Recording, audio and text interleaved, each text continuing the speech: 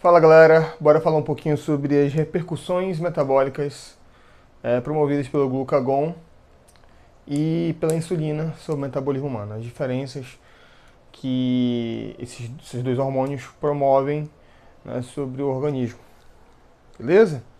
Então, antes de qualquer coisa, a gente tem que entender que os dois hormônios são secretados por células pancreáticas, porém por tipos celulares diferentes e em momentos diferentes. Enquanto a insulina tem o seu aumento da sua secreção durante o período absortivo, durante o período alimentado, né? É um estado metabólico. O glucagon já tem seu aumento de pico na corrente sanguínea durante o jejum. Então a insulina regula a síntese de glicogênio, regula a lipogênese, regula positivamente a glicólise em vários tecidos,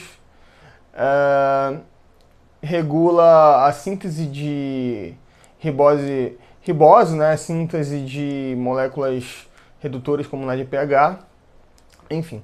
Ela regula positivamente uma série de vias anabólicas, né, síntese proteica, etc. Já o glucagon, de forma totalmente paradoxal, de forma totalmente extrema oposta, já regula diversas ações catabólicas, né? Entre elas ali a glicogenólise, né, a degradação do glicogênio, regula aí, positivamente a lipólise, no caso para posterior beta-oxidação, né? A insulina também regula positivamente a lipólise, porém a lipólise para formar triacilglicerol, formar gordura, tá? Para quem não sabe, a gente também tem lipólise para formar gordura. A gente tem a LHS sendo ativada pelo glucagon, lipase hormônio sensível, que quebra a gordura, desesterifica, né, os ácidos graxos, para posterior beta-oxidação e gliconeogênese do glicerol, né, que é um substrato gliconeolítico. E a insulina também promove lipólise, porém é para síntese de mais triacilglicerol nos adipócitos. Então, quando a insulina se liga no receptor, ela ativa uma enzima chamada LPL, lipase lipoproteica. E essa lipase lipoproteica é a que faz a degradação dos triacilglicerol, que estão ali nos quilomicron ou nas moléculas de VLDL, e são transportadas para os tecidos adiposo, especificamente, tá? Então, nos dois contextos tem lipólises, porém para fins diferentes. Um para síntese de gordura, outro para degradação na beta-oxidação, nas mitocôndrias, né? Principalmente pelo tecido musculoesquelético e alguns outros tecidos aí, tá? O que acontece, gente? Como eu falei para vocês, são hormônios que têm seus picos alcançados em estados metabólicos diferentes, um alimentado e outro jejum. Consequentemente, suas repercussões metabólicas também estão associadas com, né, extremos opostos. Então aqui, né, a gente tem aqui o glucagon.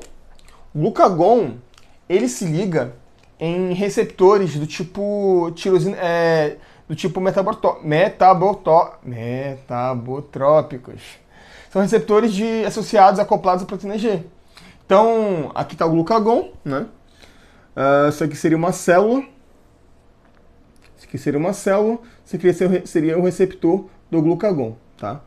Esse receptor do glucagon, ele vai se associar a esse glucagon, que vai ter aumento da sua concentração na corrente sanguínea. Isso vai gerar uma série de repercussões metabólicas aqui dentro da célula.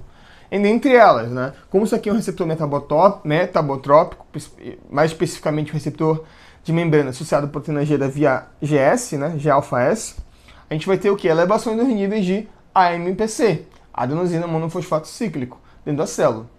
Esse AMPC, esse aumento da concentração de AMPC, adenosina monofosfato cíclico, promove a ativação de uma enzima chamada PKA. Essa PKA, ela é uma serinothreonina quinase, tá? E o que ela faz? Ela fosforila outras proteínas, tá? Então ela vai fosforilar, por exemplo, a glicogênio fosforilase. Ou melhor, ela vai fosforilar a fosforilase quinase, e a fosforilase quinase, quando estiver fosforilada e ativada, vai fosforilar a glicogênio fosforilase. De forma direta, indireta no caso, a PKA ativa a glicogênio fosforilase, que é responsável pela glicogenólise, pela catálise fosforilativa, que é a reação que tá relacionada com a despolimerização do glicogênio, em resíduos de glicose 1-fosfato, tá? E além disso, a PKA também, por exemplo, no fígado, ela vai fosforilar uma enzima chamada PFK2. PFK2 é uma enzima que, quando está fosforilada, ela está inativada, tá? Quando ela está desfosforilada, ela está ativa. Por que eu peguei essa enzima como exemplo, né, para usar para vocês agora, além da própria glicogênio fosforilase? Porque é o seguinte, a insulina, ela se liga em receptores do tipo tirosina quinase, que também são receptores de membrana. Porém, com um adendo, a via molecular, né, que ela promove as suas repercussões metabólicas são totalmente diferentes. Então, o que vai acontecer? Essa aqui é uma via de sinalização, né, do glucagon. Ele vai promover diversas fosforilações aqui, mediada pela pKa, tá? Ao passo que o glucagon se liga no receptor. Essa outra via aqui, olha, é uma via a qual a insulina promove atividade, tá? Aumento dessa atividade. Então tá aqui, a insulina se ligou nesse receptor para gerar diversas repercussões metabólicas aqui dentro. Dentre elas, a gente vai ter autofosforilação do receptor em resíduos de tirosina, formando fosfotirosinas, beleza? No momento que ocorre essa formação dessas fosfotirosinas, várias outras proteínas vão sendo ativadas. Eu estou resumindo as vias para vocês, tá? Tem uma série de eventos aqui, uma série de eventos aqui que estão ocultos por deixar o vídeo mais didático, né? mais curto e mais direto ao assunto, que é realmente falar sobre a repercussão metabólica desses dois hormônios. Então, nesse ponto, quando a insulina se liga no receptor, tipo tirosina quinase, que é um receptor de membrana também, igual o glucagon, porém, né, com outras vias moleculares, com outros fins, acaba gerando uma série de repercussões metabólicas que estão culminando na atividade da AKT. A AKT vai ficar ativa. A AKT também é conhecida como PKB, tá? PKA, PKB. Ou seja, a AKT também é uma serina-treonina quinase. A diferença é que ela vai fosforilar em resíduos de treonina e serina em outros alvos moleculares do que a PKA fosforila. Então, por exemplo, a PKA vai fosforilar X, a AKT vai fosforilar Y. Às vezes ela pode até fosforilar X também. A gente tem exemplos aí onde a AKT e a PKA fosforilam a mesma substância. Se a PKA ativa fosforilando, a AKT inativa fosforilando. Mas como? É porque basicamente os peptídeos, as proteínas, são formados de aminoácidos. Quando a gente fosforila em resíduos diferentes, a gente pode gerar repercussões diferentes para a proteína. Então, se a gente, por exemplo, fosforila no resíduo serina 1, ativou. Se a AKT vem aqui e fosforila no serina 10, pode inativar, entendeu? Então, não é o fato de fosforilar que vai realmente ativar. É fosforilar no local correto para gerar ativação ou inativação da enzima. No caso, a PK, quando ela fosforila a enzima proteína fosfatase 1A, PP1A, que é a enzima que é responsável pela ativação da glicogênio sintase para síntese de glicogênio, ela a inativa, PP1A. Já a AKT, quando ela fosforila PP1A, ela ativa PP1A, a proteína fosfatase 1A.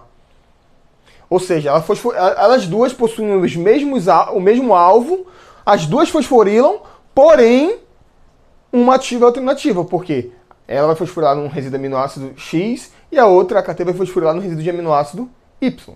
Consequentemente, vai gerar repercussões para essa proteína especificamente e para toda a via, são repercussões diferentes, no caso, né? Ou seja, PK inibe a síntese de glicogênio e a AKT, que é mediada pela insulina, ativa. Beleza? Então a AKT é muito importante para a atividade de vários desfechos dessa rota metabólica aqui da insulina, tá? Então, por exemplo, a AKT ativa, vou pegar aquele exemplo lá de novo para vocês da PFK2. O que é a PFK2? A gente vai ter o ciclo glicolítico. O ciclo glicolítico se inicia pela fosforilação da glicose, lá no carbono 6, formando glicose 6-fosfato pelas hexoquinases. As hexoquinases formam glicose 6-fosfato. Glicose 6-fosfato sofre isomerização a frutose 6-fosfato. Frutose 6-fosfato forma frutose 1,6-bisfosfato. Ela sofre fosforilação no carbono 1, formando frutose 1,6-bisfosfato pela enzima PFK1, que é a enzima fosfofrutoquinase 1. Beleza? Contudo, a gente precisa entender o seguinte, que essa PFK1, no fígado especificamente, ela acaba sofrendo regulações alostéricas. Tá? Então, por exemplo, bota em vermelho aqui, apagar esse X aqui também, para liberar um pouco mais de espaço. Então, por exemplo, aqui, ó. A gente vai ter aqui a frutose, né? Vou colocar F6P, frutose 6-fosfato. Essa aqui seria a frutose 1,6-bisP. Frutose 6-fosfato, a frutose 1,6-bisfosfato. É catalisado pela enzima PFK1.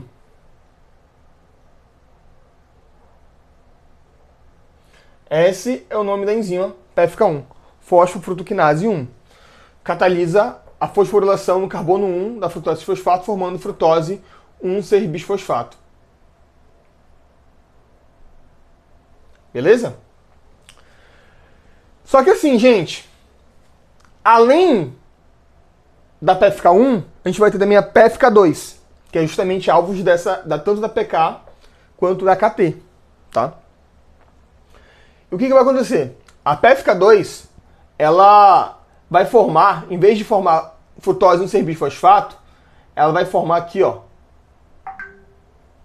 Ela vai formar frutose 2,6-bisfosfato. Essa frutose 2,6-bisfosfato, ela é um ativador alostérico da PFK1. Então ela regula positivamente a PFK1, aumentando ainda mais a fosforilação do carbono 1 da frutose, formando frutose 2,6-bisfosfato. Beleza? Quando a pKa fosforila essa PFK2, que eu vou colocar bem aqui, olha. PFK2. Quando ela fosforila a PFK2, quando a pKa fosforila a PFK2, acrescento fosfato aqui, ela inativa a PFK2. E, consequentemente, os níveis de frutose 2,6-bisfosfato diminuem. E, consequentemente, a conversão de frutose 6-fosfato em frutose 1,6-bisfosfato também diminui. Eu falei para vocês que isso daqui é uma via, é o ciclo glicolítico, é a oxidação da glicose, beleza? Isso acontece no fígado, no coração é de outra forma, no músculo esquelético é de outra forma. E no fígado, durante o período de jejum, a gente precisa que a glicólise, no fígado especificamente, diminua. Por quê? No fígado vai acontecer o quê? Glicogenólise e vai acontecer gliconeogênese. São dois processos muito importantes para a manutenção da glicemia durante o estado de jejum, durante o exercício físico extenuante, durante o corpo humano sofrendo de estímulos estressores. Certo? E se a gente tivesse o ciclo glicolítico aumentando sua atividade, como acontece em outros tecidos quando é mediado pela ação da adrenalina, por exemplo, quando ela se liga no receptor, a gente teria o fígado consumindo a glicose que ele produz. E a gente não quer isso. A gente quer que o fígado libere glicose para o sangue, para o músculo esquelético, para o cérebro, para as hemácias, que são muito dependentes da glicose, consumirem elas. Porque se a gente não tiver quantidade certa de glicose no sangue, nosso cérebro morre. A gente entra na ignição e morre. Né? Convulsões, etc. Por isso que a gente tem a hipoglicemia alcoólica, inclusive, por esse motivo que a gente recebe a glicose na veia quando a gente está em coma alcoólico. A gente não, vocês estão em coma alcoólico. Outros estão em coma alcoólico. Beleza? Então o pK fosforilou a PFK2 e inativou a PFK2. Inativando o PFK2, a gente vai ter uma diminuição de frutose 6-bisfosfato e, consequentemente, logo em seguida, temos uma diminuição de frutose 6-fosfato a frutose 6-bisfosfato, inibindo a atividade do ciclo glicolítico. Já a AKT, gente, o que a AKT vai fazer? Ela vai ativar aquela enzima lá que eu falei para vocês, ó, a PP1A. Ela vai ativar proteínas fosfatases, tá? Ela vai ativar uma proteína fosfatase aqui, ó. Fosfatase. Que vai fazer o quê? Que vai desfosforilar a PFK2. Então ela vai tirar esse fosfato. E eu falei para vocês, quando a PFK2 está desfosforilada, está na sua forma nativa, ela está ativa. Quando ela não está na sua forma modificada, ela está com sua capacidade catalítica plena funcionando. Consequentemente, os níveis de frutose 6-bisfosfato vão aumentar e vai ocorrer aumento também da biotransformação de frutose e fosfato, a frutose 1,6-bisfosfato dentro dos hepatócitos. Ou seja, aumento da atividade do ciclo glicolítico. Então percebe? Glucagon diminui o ciclo glicolítico no fígado. Insulina aumenta o ciclo glicolítico no fígado. E esses hormônios, como eu falei para vocês no início do vídeo, são secretados em grandes quantidades em estados metabólicos justo oposto. Enquanto, durante o jejum, o glucagon vai estar em alta e, consequentemente, vai estar inibindo a glicólise e aumentando a gliconeogênese e glicogenólise pelo fígado, a insulina no seu estado, quando a gente tem aumento de insulina no estado alimentado, vai estar aumentando a síntese de glicogênio, vai estar estimulando a glicólise, porém em tecidos extrahepáticos e tecidos hepáticos, vai estar estimulando a lipogênese, a síntese de trigliceral, de colesterol e etc. Então, tu percebe que são efeitos metabólicos totalmente extremo oposto.